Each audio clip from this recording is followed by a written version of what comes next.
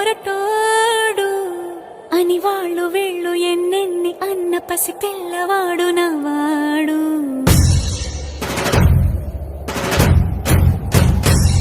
విడుముండోడు అని ఊరు వాడ అనుకున్న గాని మహారాజు నాకు నవ్వాడు.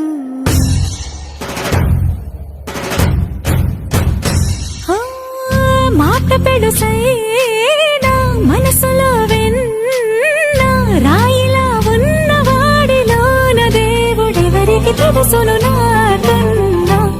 సూసేకి అగ్గిరవ్వ మాదిరి